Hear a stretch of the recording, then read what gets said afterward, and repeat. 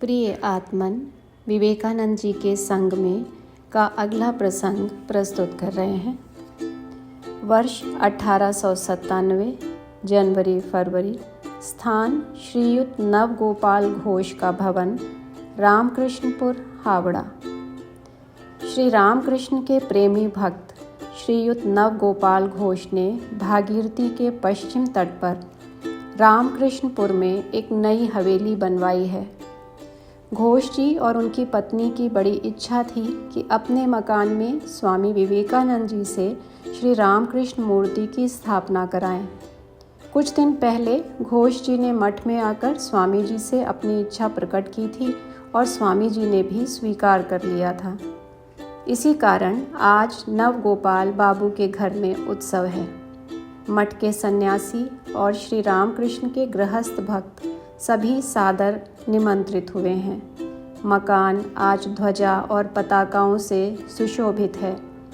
फाटक के सामने पूर्ण घट रखा गया है। कदली के स्तंभ रोपे गए हैं। देवदार के पत्तों के तोरण बनाए गए हैं और आम के पत्ते और पुष्पमाला की बंधनवार बांधी गई है। रामकृष्णपुर ग्राम आज जय रामकृष्ण की ध्वनि से गूंज रहा है। मठ से सन्यासी और ब्रह्मचारी गण स्वामी जी को साथ लेकर रामकृष्णपुर के घाट पर उपस्थित हुए। स्वामी जी के शरीर पर एक गेरुआ वस्त्र था, सिर पर पगड़ी थी और पांव नंगे थे। रामकृष्णपुर घाट से जिस मार्ग से होकर स्वामी जी नवगोपाल बाबू के घर जाने वाले थे, उसके दोनों ओर हजारों लोग उनके दर्शन के लिए खड़े हो गए थे। नाव से घाट पर उतरते ही स्वामी जी एक भजन गाने लगे, जिसका आशय था, वो कौन है जो दरिद्री ब्राह्मणी की गोद में चारों ओर उजाला करके सो रहा है। वो दिगंबर कौन है जिसने झोपड़ी में जन्म लिया है, इत्यादि। इस तरह गान करते हुए और स्वयं ही मृदंग बजाते हुए स्वामी जी आगे बढ़ने लगे। इसी अवसर पर 2-3 और भी मृदंग बजने लगे। साथ साथ सब भक्तजन एक ही स्वर से भजन गाते हुए उनके पीछे पीछे चलने लगे। सब लोगों का ये विचार था कि स्वामी जी बड़ी सज-धज और आडंबर से आएंगे, लेकिन मठ के अन्य साधुओं के समान ही वस्त्र धारण किए हुए और नंगे पैर मृदंग बजाते हुए उनको जाते देखकर बहुत से लोग उनको पहचान ही न सके। जब औरों से पूछकर स्वामी जी का परिचय पाया, तब वो कहने लगे, क्या यही विश्व विजयी स्वामी विवेकानंद जी हैं? स्वामी जी की नम्रता को देखकर सब एक स्वर से प्रशंसा करने और जय श्री रामकृष्ण की ध्वनि से मार्ग को गुंजाने लगे। नवगोपाल बाबूजी का हृदय आज आनंद से परिपूर्ण है। मंडली के उनके घर के द्वार पर पहुंचते ही भीतर से शंख ध्वनि होने लगी, घड़ियाल बजने लगे। स्वामी जी ने मृदंग को उतारकर बैठक में थोड़ा सा विश्राम किया।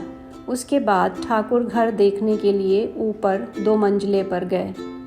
ठाकुर घर श्वेत संगमरमर का था और बीच में सिंहासन के ऊपर श्री रामकृष्ण की पोर्सिलेन की बनी हुई मूर्ति विराजमान थी। गृह स्वामिनी स्वामी जी से बोली, हमारी क्या शक्ति है कि श्री गुरुदेव की सेवा का अधिकार हमें मिले। हमारा घर छोटा सा है, धन भी बहुत सामान्य है। आप कृपा करके आज श्री गुरुदेव की प्रतिष्ठा करके हमें कृतार्थ कर दीजिए। स्वामी जी ने इसके उत्तर में हंसते हुए कहा, तुम्हारे गुरुदेव तो किसी काल में भी ऐसे श्वेत पत्थर के मंदिर में 14 पीढ़ी से नहीं बसे। उन्होंने तो गांव के फूस की झोपड़ी में जन्म लिया था और किसी तरह से अपने दिन व्यतीत किए थे। ऐसी उत्तम सेवा पर प्रसन्न होकर यदि वो यहाँ नहीं बसेंगे तो फिर और कहाँ बसेंगे। स्वामी जी की बात सुनकर सभी हंसने लगे। अब स्वामी जी साक्षात महादेव के समान पूजा के आसन पर बैठकर श्री रामकृष्ण देव का आह्वान करने लगे।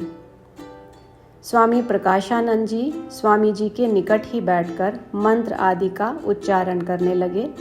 क्रमशः पूजा सर्वांग संपन्न हुई। आरती होने पर स्वामी जी ने उस पूजा स्थान में बैठकर ही श्री रामकृष्ण देव के एक प्रणाम मंत्र की मौखिक रचना की।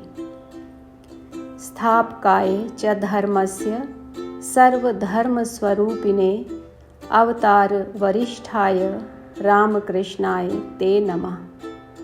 सब लोगों ने इस श्लोक को पढ़कर प्रणाम किया। इस प्रकार ये पूजा संपन्न हुई। स्थापकाय च धर्मस्य सर्वधर्मस्वरूपिणे अवतारवरिष्ठाय रामकृष्णाय ते नमः।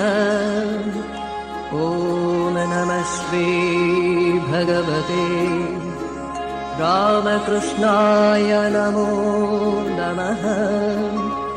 ॐ नमः श्री भगवते रामकृष्णाय नमो नमः। ॐ नमः श्री भगवते रामकृष्णाय नमो नमः।